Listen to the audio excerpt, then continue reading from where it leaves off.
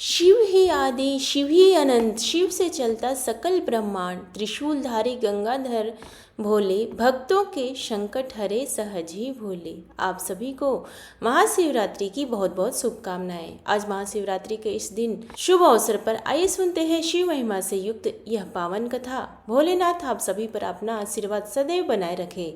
कथा शुरू करने से पहले हम सब मिलकर भगवान शिव की स्तुति करेंगे। अस्कंद जी बोले, जो सब प्रकार के रोग शोक से रहित है, उन कल्याण स्वरूप भगवान शिव को नमस्कार है। जो सबके भीतर मन रूप से निवास करते हैं, उन भगवान शिव को नमस्कार है। संपूर्ण देवताओं से पूजित भगवान शंकर को नमस्कार है।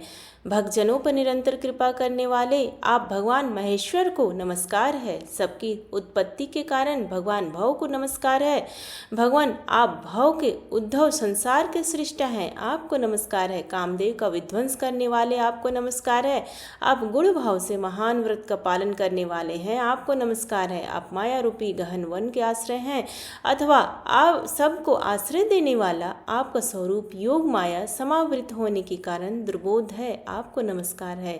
प्रलय काल में जगत का संहार करने वाले सर्व नामधारी आपको नमस्कार है। शिव स्वरूप आपको नमस्कार है।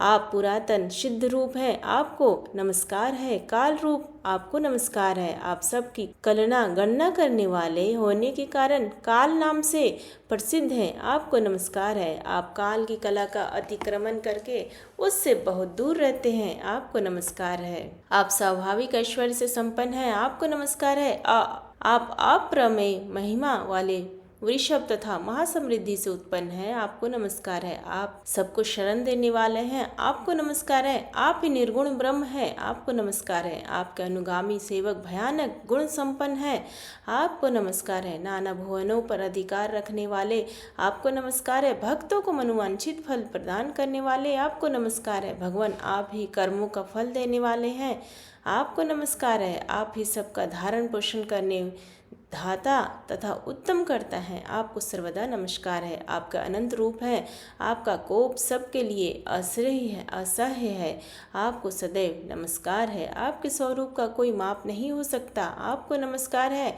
वृषभेंद्र को अपना वाहन बनाने वाले आप भगवान महेश्वर को नमस्कार है। आप सुख सिद्ध सदरूप हैं, आपको नमस्कार है। समस्त व्याधियों का विनाश करने वाले आपको नमस्कार है। आप चराचर स्वरूप सबको विचार तत्व निर्माणिकता शक्ति देने वाले कुमारनाथ के नाम से प्रसिद्ध तथा परम कल्याण रूप है, आपको नमस्कार है। प्रभु आप मेरे स्वामी है, संपूर्ण भूतों के ईश्वर एवं महेश्वर हैं। आप ही समस्त भोगों के अधिपति हैं। वाणी बल और बुद्धि के अधिपति भी आप ही हैं। आप ही क्रोध और मोह पर शासन करने वाले हैं। पर और अपर कारण और कार्य के स्वामी भी आप ही हैं। सबकी हृदय गुहा में निवास करने वाले परमेश्वर तथा मुक्ति का अधीश्वर भी आप ही हैं, आपको नमस्कार है। शिव जी ने कहा, जो लोग सायंकाल और प्रातःकाल पूर्ण भक्ति पूर्वक तुम्हारे द्वारा की गई इस स्तुति से मेरा स्तवन करेंगे, उनको जो फल प्राप्त होगा उसका वर्णन करता हूँ, सुनो।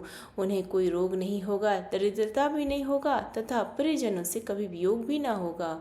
वे इस संसार में दुर्लभ भोगों का उपभोग करके मेरे परम धाम को प्राप्त करेंगे। इति श्री स्कंद महापुराणे कुमारी का खंडे शिव स्तुति संपूर्ण। अब सुनिए शिवरात्रि महिमा की कथा। लोमस जी कहते हैं, ब्रह्मा जी ने जब संपूर्ण जगत की सृष्टि की तब राशियों से काल चक्र उत्पन्न हुआ। उस काल चक्र में सब कार्यों की सिद्धि के लिए 12 राशियां और 27 नक्षत्र मुख्य हैं। इन 12 राशियों और 27 नक्षत्रों के साथ क्रीड़ा सबके करता हुआ काल चक्र सहित काल जगत को उत्पन्न करता है। ब्रह्मा से लेकर कीट पर्यंत सबको काल ही उत्पन्न करता है, वही पालन करता और वही संहार करता है। एकमात्र काल से ही यह सारा जगत बंधा हुआ है। अकेला काल ही इस लोक में बलवान है, दूसरा नहीं। अतः यह सब प्रपंच कालात्मक है। सबसे पहले काल हुआ, काल से ही स्वर्गलोक के अधिनायक उत्पन्न हुए। तदंतर लोकों की उत्पत्ति हुई, उसके बाद त्रुटि हुई, त्रुटि से लव हुआ, लव से क्षण हुआ, क्षण से निमिष हुआ, जो प्राणियों में निरंतर देखा जाता है। 60 निमिष का एक पल कहा जाता है। 60 पलों की एक घड़ी होती है। 60 घड़ी का एक दिन रात होता है। 15 दिन रात का एक पक्ष माना जाता है। 2 पक्ष का एक मास और 12 महीनों का एक वर्ष होता है। काल को जानने की इच्छा रखने वाले बुद्धिमान पुरुषों को इन सब बातों का ज्ञान रखना चाहिए। प्रतिपदा से लेकर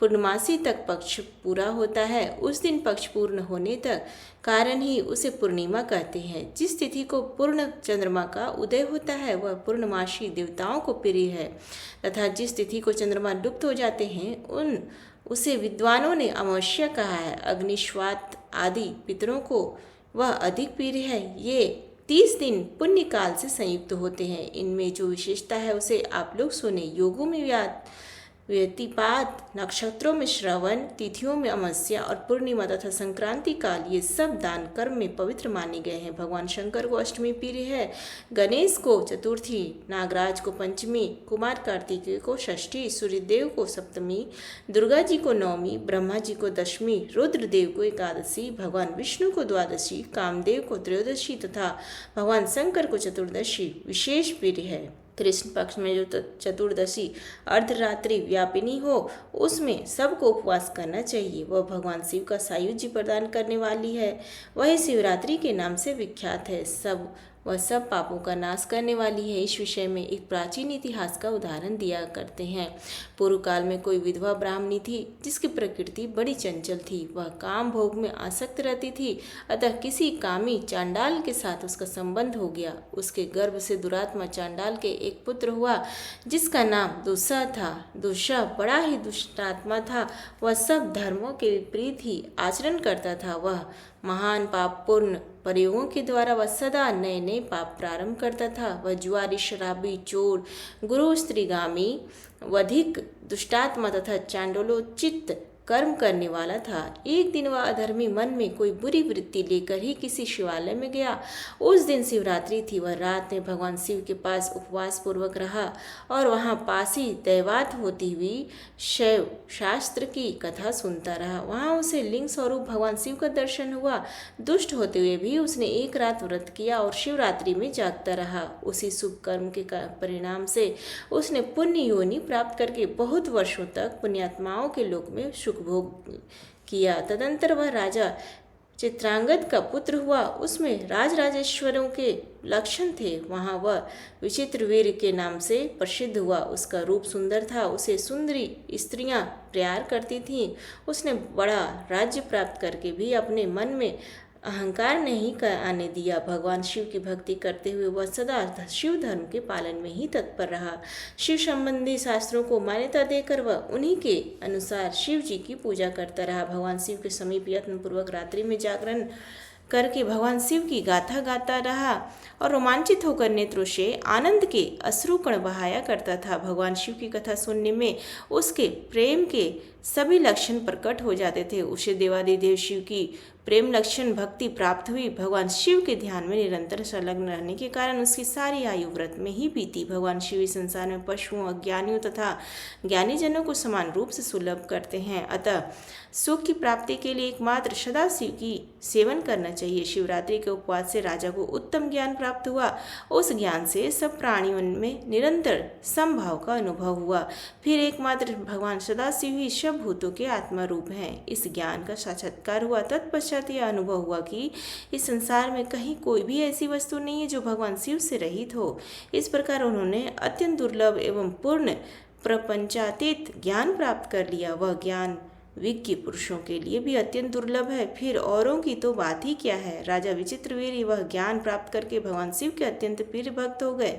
शिवरात्रि के उपवास से उन्होंने सायुज्य मुक्ति प्राप्त कर ली। उसी पुण्य के प्रभाव से उन्होंने शिव जी की लीला में योग देने के लिए शिव जी से ही दिव्य जन्म प्राप्त किया। दक्ष कन्या सती से जब शिव जी का वियोग हुआ तब उनके जटा फटकारने के शब्द से उन्हीं के मस्तक से जो वीरभद्र नामक वीर उत्पन्न हुआ वह राजा विचित्रवीर ही है। वही दक्ष यज्ञ का विनाश करने वाला यज्ञ हुआ। इसी प्रकार अन्य बहुत से मनुष्य भी शिवरात्रि व्रत के प्रभाव से पूर्व काल में सिद्धि प्राप्त कर चुके हैं। राजा भरत आदि तथा मांधाता, धुंधुमार और हरिश्चंद्र आदि नरेश भी इस उत्तम शिवरात्रि व्रत का अनुष्ठान करके ही सिद्धि को प्राप्त हुए हैं। इन सब के अतिरिक्त भी बहुत से कुल इस श्रेष्ठ व्रत के द्वारा तारे गए हैं, जिनकी गणना या वर्णन करना असंभव है। देवादिदेव जगदीश्वर शिव ने अपने वीरभद्र आदि असंख्य गणों के साथ कैलाश में राज्य किया है। वहाँ भगवान रुद्र के साथ ऋषि और इंद्रादि देवता भी सेवा में उपस्थित रहते हैं। ब्रह्मा जी उनकी स्तुति करते रहते हैं। भगवान विष्णु आज्ञा पालक सेवक की भांति खड़े होते हैं। इंद्र सब देवताओं के साथ सेवा धर्म का पालन करते हैं। चंद्रमा भगवान के मस्तक पर छत्र धारण करते हैं और वासुदेव चंवर डुलाते हैं। साक्षात अग्निदेव ही सदा उनके रसोइया बने रहते हैं। स्वर्गवासी गंधर्व उनके दरबार में गीत गाते और स्तुति पाठ करते हैं। इस प्रकार भगवान महेश्वर कैलाश पर्वत पर अपने प्रतापी पुत्र गणेश और कार्तिकेय आदि के साथ तथा महारानी गिरिराज नंदिनी उमा के साथ महान पराक्रम का परिचय देते हुए राज्य करते हैं। तो ये थी आज की कथा। उम्मीद है आपको ये पसंद आई। तो प्लीज़ वीडियो को लाइक करें, शेयर करें और कमेंट बॉक्स में हर हर महादेव लिखना ना भूलें। धन्यवाद।